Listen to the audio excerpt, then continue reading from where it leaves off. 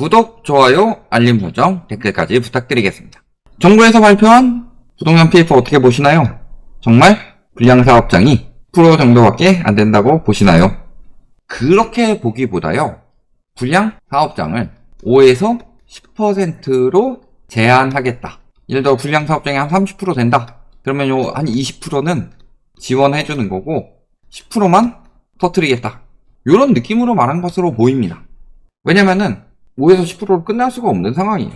PF라는 것 자체가요, 위험한 투자인데 얘가 안전한 투자처럼 보였던 이유는요, 완화, 정책, 유동성, 공급, 심리, 자극, 이런 것들이 겹쳐서 부동산 상승장을 만들었고, 문제는 여기서 이제 코로나 터지면서 뒤늦게 유입된 금융권들이 생겨나면서 더 위험해졌다. 근데 요 더 위험해진 부분에 대해서 지금 요거를 어찌저찌 살리려고 하다 보니까 10% 이야기를 하는데요. 늘 말씀드리지만요, 대부분의 정부 기관은 굉장히 보수적으로 이야기를 합니다. 왜냐?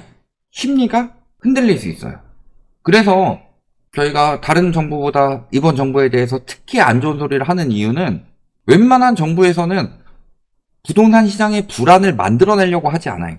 근데 이번 정부에서는 부동산 시장의 불안을 자꾸 만들어가지고 내 집 마련을 하도록 만들려고 하기 때문에 이걸 가지고 뭐라고 하는 거예요. 그 대표적인 것 두 가지가, 첫 번째는 KB랑 반대로 가는 부동산원의 통계, 그 다음에 두 번째는 어떤 정부에서도 말하지 않는 공급 부족을 직접 언급해서 시장 불안을 자극하는 것.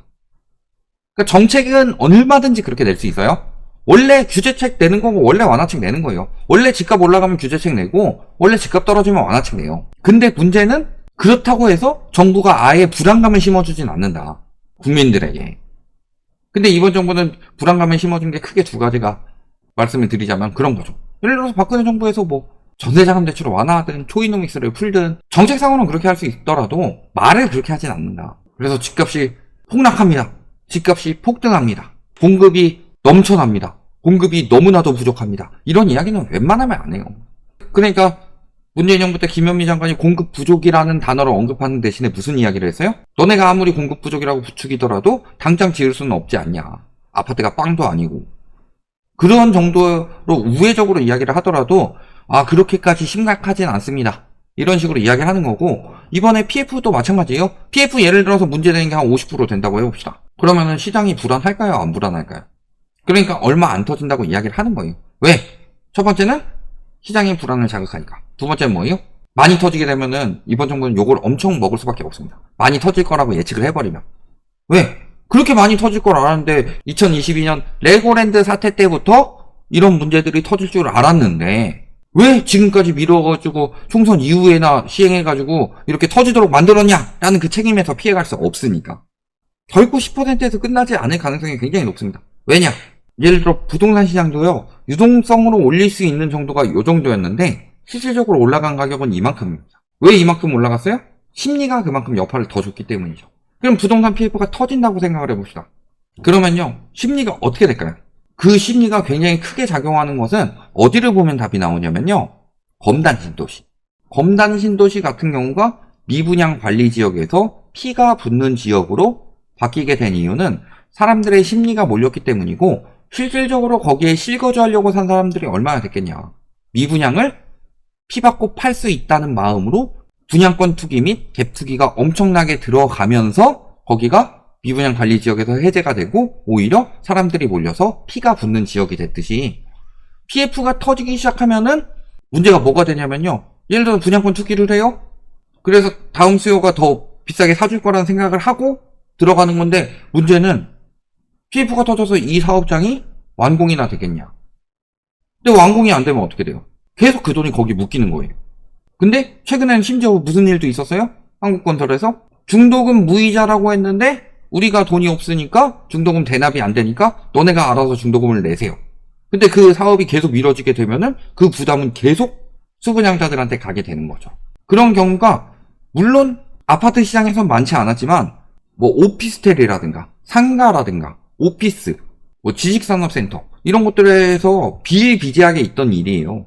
그러면은 PF가 터졌어요? 연쇄적으로 터진다고 하면은 거길 사람들이 분양을 더 안 들어가죠. 분양을 더 안 들어가게 되면 어떻게 돼요? PF 문제는 더 커지죠. 그러면은 안전사업장마저도 위험사업장으로 바뀔 수 있죠. 그러니까 저런 식으로 이야기해가지고 안심을 시키는 거다. 왜냐면 이번 정부의 1픽은 건설사 픽했잖아요. 그러니까 지금 이런 상황이 벌어지는 거고, 실질적으로 이번에 PF 대책에서도 건설사를 살리기 위해서 무슨 짓을 하느냐. 자, 법정 이자 없는 PF 수수료 산정체계 엉망. 금감원에서 제도 개선 PF를 구성을 한다. 즉 PF 수수료라든가 금리라든가 이런 것들을 손보려고 하는 거죠. 이게 3분기까지 태스크포스 통해서 대책을 내놓기로 하고 불합리한 관행을 개선할 필요가 있다고 본다. 근데요, 오히려 이런 것들로 통해서 앞으로 PF 시장은 붕괴가 심화될 것이다. 자, 이번에 PF에 대해서 부실 위험, 사업장에 대해서 연체가 장기화되고 이에 따라서 연장을 3번 이상 이런 이야기들이 나오고 있는데 연장이 안 될 수가 있습니다. PF라는 거 자체가 뭐라고 그랬어요?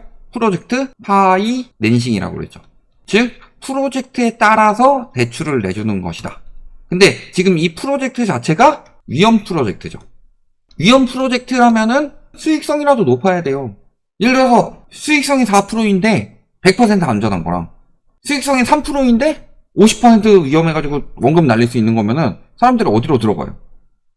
그럼 뭐 50% 위험하지만 사람들이 들어가게 하기 위해서는 최소 8% 수익은 나와야 돼요.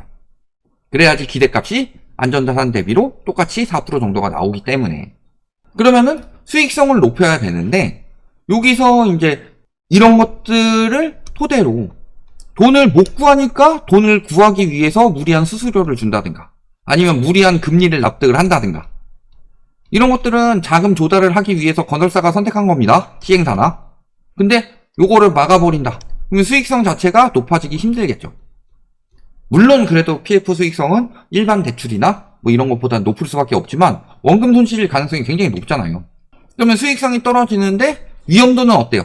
2024년 PF 시장이 2023년보다 안전해요?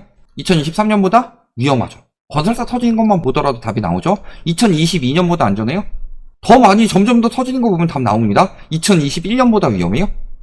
2022년부터 본격적으로 PF 위기 번졌으니까 당연히 2021년보다 훨씬 더 위험할 수밖에 없죠. 2020년, 2019년 이때보다 훨씬 더 위험하죠. 근데 문제는 수익성은 이때가 오히려 더 높은데 이때는 오히려 위험도가 더 높아졌다. 그러면 금융권에서 자금을 투자를 할 가능성이 높아질까요? 낮아질까요? 낮아지죠. 위험도는 올라갔는데 수익성은 떨어진다. 근데 지금 정부에서 하는 것은 수익성을 더 떨어뜨리겠다. 이런 상황이 된 거니까. 근데 늘 말씀드리지만요. 위험사업장이 됐고 부실사업장이 되면요. 리스크는 건설사보다 금융권에 더 많이 떠안습니다. 왜냐면은 브릿지론 같은 경우만 보더라도 시행사에서 자기 자본 5에서 10% 많아도 20% 수준에서 하고 있는데 이 나머지를 브릿지론으로 메꾸잖아요. 그러면 최소 80에서 95%까지 들어간다는 소리인데 그럼 터지면 얘가 위험해요? 얘가 위험해요? 당연히 이쪽이 훨씬 더 위험하죠. 더 많은 자금이 들어갔기 때문에. 그러니까 위험은 이쪽에서 다 감당을 하는데 이쪽 생각하느라고 수익성도 낮춰라 라고 하면 어디서 들어가겠냐. 그러니까 이게 굉장히 위험한 거고 저런 것들로 인해서 오히려 더 많이 터뜨릴 수 있다는 소리예요. 어차피 지금은 부실채권을 정리하는 시장이죠. 연체율이 계속 올라가고 있습니다. 부실채권을 계속 정리를 하더라도. 그리고 그 부실채권을 정제하기 위해서 은행권에서는 계속 대선 충당금을 쌓아야 되고 부실채권 규모는 매년 늘어나고 있습니다.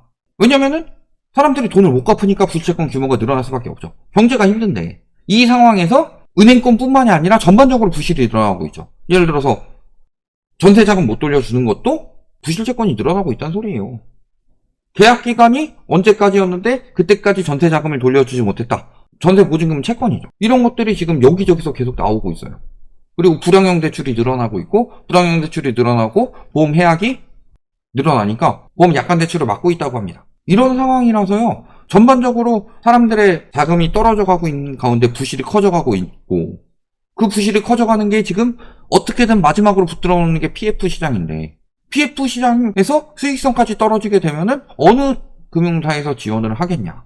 그러면은 어떻게 되는 거죠? 앞으로 정상과 부실사업장의 경계에 있는 곳들까지도 자금이 들어가기 굉장히 힘들어진다.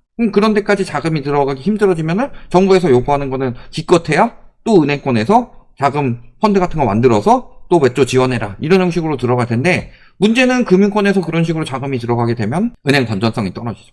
근데 은행 건전성을 지키기 위해서 지금 스트레스 DSR이든 유동성 커버리지 비율 규제든 예대율 규제든 대출 총량 규제든 이런 것들 정상화시키려고 하고 있는 거죠. 그러면 이게 굉장히 상충된단 말이에요. 상충되면 얼마나 지원이 가능하겠냐. 이런 정도까지 계속 이어지게 되면요. PF 시장은 더 많이 터질 수밖에 없습니다.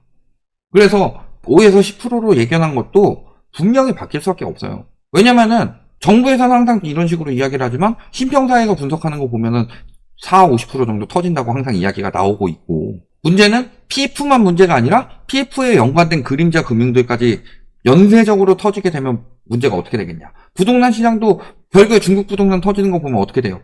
집값 떨어지는 정도에서 문제가 그친 게 아니라 헝다 터지고 비구이안 터지고 대형 건설사들까지 터지면서 문제가 크게 번졌죠. 이게 우리나라라고 다르겠냐. 이런 부분을 생각해 보시면 답이 나온다. 여기까지 말씀드리겠습니다.